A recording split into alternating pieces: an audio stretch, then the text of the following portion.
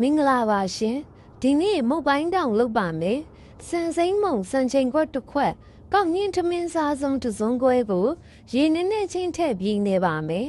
မုတ်သားစီးလာရင်အလုံးသုံးလုံးခွဲလုံးကြီးရေဆူဆူလေးကို3မိနစ်ခန့်ထည့်ပြုတ်ပါမယ်အချိန်စီးရင်မုတ်လုံးကိုဆယ်ပြီးအေးခံပါမယ်လက်နဲ့စီးပိုင်လာအောင်နေပါမယ်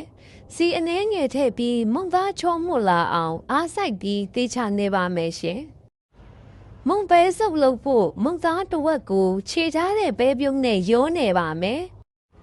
ပေါင်းဦးစကားဘောကမုံပေါင်းမဲ့ပကံများကိုစီစုပ်ပါမယ်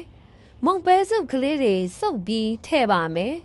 ကြံမုံသားတစ်ဝက်ကိုလက်ပွားတဲ့ထည့်ပုတ်ပြီးမုံပိုင်းနောင်လေးများလုပ်ပါမယ်ဘေးစစ်တစ်ချောင်းပေါ်ကိုမုံသားလေးတင်ပြီးတော့ပုံလေးဖော်ပါမယ်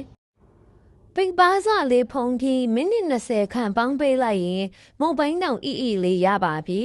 နှမ်းတောင်းလေးဖြူလိုက်ရင်စားဖို့အဆင်သင့်ဖြစ်ပါပြီရှင်အဆုံးထိကြည့်ပေးလို့ကျေးဇူးပါနော်